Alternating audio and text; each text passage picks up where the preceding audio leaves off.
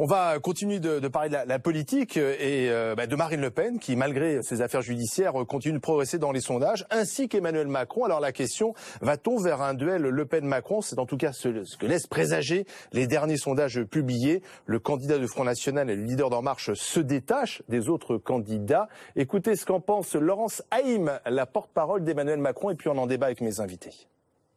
Je vais vous dire quelque chose sur les sondages parce que je suis très frappée venant des États-Unis de voir à quel point tout le monde est en train de commenter tout le temps les sondages, etc. Une campagne, c'est très long. Il y a des coups à prendre tous les jours. Il y avait une expression que les gens de Barack Obama disaient, une semaine en politique, c'est une éternité. Je peux vous dire que dans le climat actuel, une semaine en politique, c'est une éternité. Nous, on va pas commenter les sondages à la hausse, on va pas commenter les sondages à la baisse. On travaille et on se dit, allons-y. Oui, enfin, vous travaillez aussi en fonction. Voilà, du côté de Macron, et c'était dans les grandes gueules, donc on ne commande pas les sondages, on continue. Bon, est-ce qu'il faut croire la porte-parole d'Emmanuel Macron? Parce que tous les candidats disent ça. Thierry Arnaud, bonsoir. Céline Braque, bonsoir, directrice générale de l'Institut Doxa. Tous les candidats disent non, on regarde jamais les sondages. Bon, on sait que, bien entendu, dans une campagne, il faut regarder où en est l'opinion. Il passe énormément de temps à regarder les sondages naturellement, Olivier. Je dis toujours qu'il y a deux catégories de politiques. Il y a ceux qui vous disent qu'ils ne regardent pas les sondages et il y a ceux qui vous disent la vérité. D'accord. Alors, Céline Braque, est-ce que vous êtes... vous me confirmez, c'est-à-dire qu'effectivement, Le Pen-Macron, pour l'instant, c'est le duel que vos sondages, les vôtres, ceux des autres, est en train de mettre en place. C'est vrai qu'il y a eu un mouvement spectaculaire ces derniers jours en faveur d'Emmanuel Macron, parce que vous souvenez-vous, il n'y a pas si longtemps que ça, c'était entre début février et la mi-février, on voyait qu'au contraire, la campagne d'Emmanuel Macron avait tendance à patiner et qu'on était plutôt sur des positions très très proches dans les intentions de vote entre Fillon et Macron. Là, on a une hausse aujourd'hui, nous, dans notre dernière intention de vote. Emmanuel Macron est à 25%. Donc par rapport au dernier sondage, il prend 5 points. C'est suite à l'annonce, en l'occurrence, de François Bayrou. Donc l'alliance Macron-Bayrou, ça fait monter Macron. Ça a eu un réel effet et disons que on voit que ça a eu un réel effet à gauche, c'est-à-dire notamment auprès des sympathisants socialistes qui se tâtaient beaucoup entre Hamon et Macron et qui se dirigent aujourd'hui plus vers Emmanuel Macron. Et puis pour Emmanuel Macron... À cause de Bayrou, c'est un paradoxe, parce que Bayrou est plutôt centre-droit et ça séduit le centre-gauche. On a pu voir dans une étude qu'on a réalisée la semaine dernière sur François Bayrou que le fait qu'il soutienne Macron, déjà, est-ce que c'est bien, est-ce que c'est pas bien? Première chose, on voit que ce sont surtout les sympathisants de gauche qui trouvent que c'est bien. Et est-ce que ça va avoir un effet ou pas d'effet sur Macron? On voit que ce sont les sympathisants de gauche qui disent oui, ça va avoir un effet aux 2 tiers, que les 2 tiers des sympathisants de droite disent non, ça n'aura pas d'effet, parce qu'ils ne le souhaitent pas forcément. Voilà, et aussi parce que Bayrou n'a pas une cote extraordinaire à droite, il a une cote meilleure à gauche.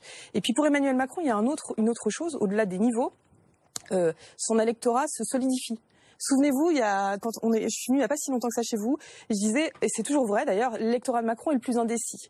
Sauf qu'aujourd'hui, on a près de 60% des électeurs qui nous disent « je dis que je vote Macron et je suis sûr que je voterai Macron ». On était sur du 60% d'indécis il y a moins d'une dizaine de jours. Un duel Le Pen-Macron, c'est pour le coup un duel totalement inédit et qui n'était pas prévisible il y a encore quelques mois. Oui, pas du tout. Alors, il faut être évidemment très prudent sur le pronostic. C'est l'instant T, rappelons-le. C'est l'instant T. Je suis totalement d'accord avec Céline pour dire que la consolidation de l'électorat, c'est-à-dire avoir 60% de votre électorat potentiel qui dit maintenant je suis sûr de voter pour mon candidat, alors qu'on était plutôt vers les 40 avant, c'est au moins aussi important que les points qui gagnent dans les sondages, parce qu'effectivement, il consolide son électorat. Mais ça reste évidemment fragile. Je crois que vraiment le seul pronostic qu'on oserait faire à ce stade, Olivier, et encore on le ferait avec prudence, c'est de dire qu'on ne voit pas très bien comment Marine Le Pen n'est pas au 2e tour de l'élection. Oui, parce qu'elle progresse aussi, malgré les affaires judiciaires. Il n'y a jamais eu de zigzag, elle a continué à monter, a continué à grappiller en quelque sorte point après point. Pour le coup, son électorat, sa base électorale est extrêmement solide. Donc ce socle aux alentours de 25%, elle donne le sentiment, en tout cas jusqu'à aujourd'hui, de le contenir, de le maîtriser. Et avec 25%, vous êtes au 2e tour. Il n'y a pas de souci. Pour le reste, je crois que si les dernières semaines nous ont appris une chose, c'est l'humilité dans les pronostics. Donc on va être humble. Ça peut encore bouger, mais il est clair que là, il y a une dynamique ces derniers jours que pour François Fillon c'est plus compliqué et que Emmanuel Macron, lui, il espère, il pense être au début de quelque chose parce qu'il y a eu le ralliement de François Bayrou, il en espère d'autres. Daniel Cohn-Bendit, une caution écolo, mine de rien, qui n'est pas totalement anodine, qui tombe au cours du week-end.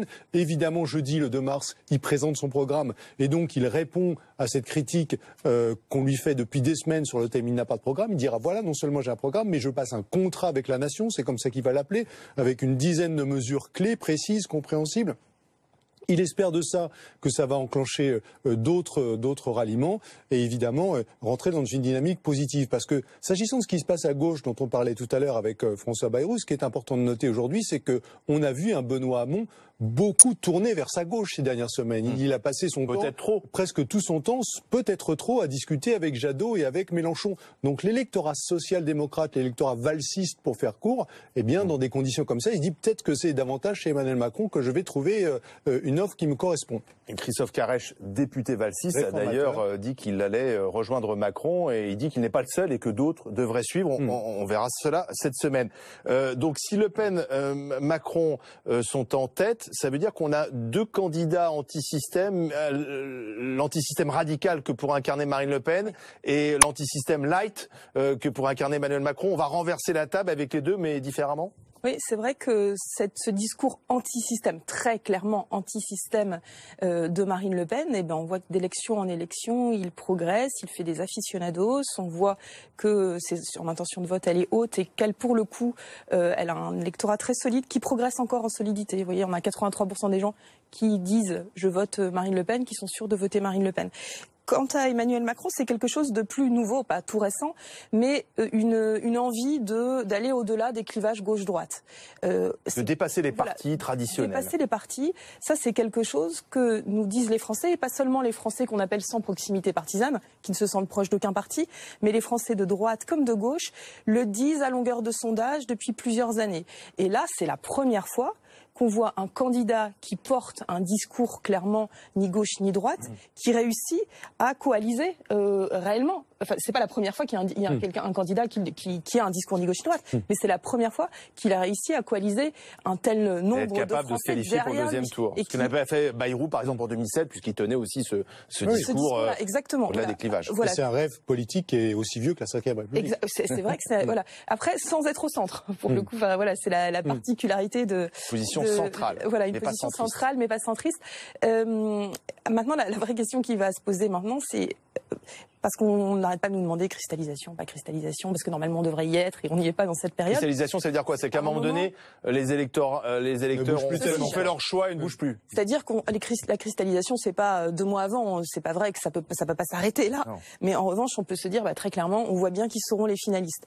Il faut voir vraiment ce qui va se passer dans les jours qui viennent et voir s'il y a une tendance en faveur de Macron qui se dessine, ou bien si on va avoir quelque chose qui est plus, habituel, plus dans l'histoire des présidentielles, qui serait plutôt que, au fur et à mesure, les électeurs se rapprocheraient de la gauche et de la droite.